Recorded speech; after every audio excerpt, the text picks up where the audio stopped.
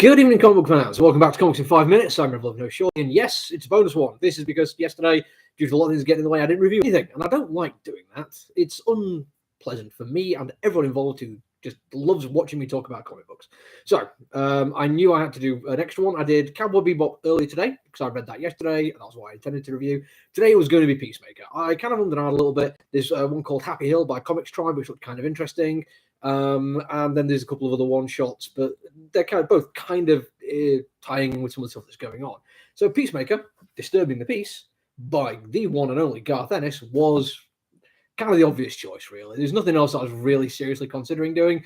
So I thought, yeah, let's get into it. And it is a decent comic book to read because it is a one-shot. It's also easy to review because it's a one-shot. You don't really have to know too much about this, and I could prove you don't have to know anything about the character because I literally know nothing about the character.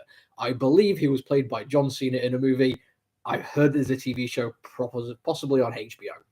That is it. I literally know nothing else. I couldn't tell if he's actually a superpower person or if he has some kind of super soldier serum or if he's just an amazing soldier. I honestly don't know. I don't know his backstory, and that's where we get to the good stuff because this is his origin story. I don't know if this is a retelling of the origin story or a complete reinvention of it. But there is excuse me, just had a little bit of a cold drink earlier. Apologies. There is a nice framing device that he is a soldier that has been interviewed by a psychiatrist to check the suitability for a special secret ops mission kind of thing. Not particularly an unusual idea, not particularly unusual concept, but it sets up everything to basically be an interview of his life and what happened to him, including recent military exploits and his childhood. And just as I put in the comments on this thing on the description, fair warning right now, we are going to be discussing suicide. If you want to skip through that, that's fine. I'm doing this live, so I don't know how long it's been talking about it. I do apologize. Not really much else I can say. But yes, his childhood involves his two parents, both basically suffering from fairly solid mental issues, kill themselves, and also murder his twins. Well, no, he's got a couple of twins. I think they're both girls, and a child as well. And all this happens in very horrifying ways. But his response to it is actually what sets the pace of the rest of the comic book. It is the fact that he kind of just accepts that it's a bad thing that happens and sees it as, in the end, probably a good thing that they found peace rather than carrying on living through a laundry list of terrible things. And the list of things that actually was going on in their life is weirdly funny, even though it shouldn't be. In fact, the funny but it shouldn't be thing reminds me of the death of Stalin. And I know that's like high praise indeed. And I'm not saying Garth Ennis is particularly quite up to that level of writing, but there are so many times that you find yourself just smiling and be like, oh my God, I can't believe they did it in a comic book. And then you realize the reason you didn't think they'd be able to put it in a comic book is it's horrible. It is horrific. It's depressing and damaging and genuinely terrifying to think that this is something that's happened to a child that they went through and all the things they have done since then.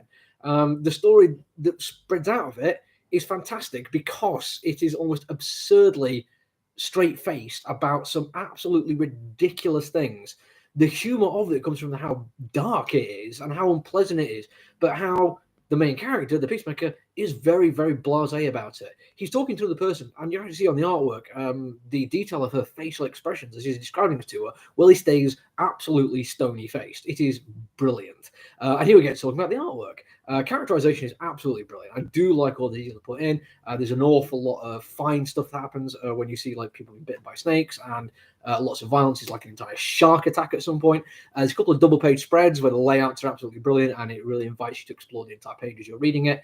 There is a slight issue I have with some of the coloration and the shading. It's very heavily cross-hatched, relying on that a little bit more than the coloring. Sometimes it works really effectively when you've got like a solid color palette in certain sequences. So you just have like a blue and then fading into darkness by use of cross-hatching and inking. When it works really, really well. Sometimes I think you could just do a little bit more in terms of coloring rather than shading. But the inking is done really effectively, and it uses it far better than other stuff I've read recently, where Cowboy Bebop was an example, where it just went color slightly darker than black. This is a lot more gradiated because it feels like time has been taken to do it, and I can't really criticize for doing that. There are a few times where it's not great. The shark attack is an awful lot of fun, but I don't know if it was like the most convincing artwork I've ever seen of sharks and people swimming in the water. There's a certain comedic style to the artwork, and I think when you do something realistic like an actual shark attack, it doesn't quite play out as well as it could have done. It reminds me a little bit of John McCrea, who does like the Hitman stuff with Garth Ennis, but McCrea is just a better artist, unfortunately. He can use his sense of humor and his stylistic stuff really effectively and still come across as realistic, even though he's literally did Zombie Night at Gotham Aquarium. It's an absolutely solid kind of thing. I'm glad it is just a one-shot, but I do kind of want to see what else Garth Ennis can do with the character. This one thing of like his entire life and how horrible it is, I'm not sure if that would lead into an entertaining story about his current life, but I'd like to see where it goes. It's good enough that it's intrigued me. That's it for me for today. And in fact, the week, I'm done. I'm going to go home and take my dog for a walk. So until I see you all again, look after each other, everyone. Stay safe. Bye.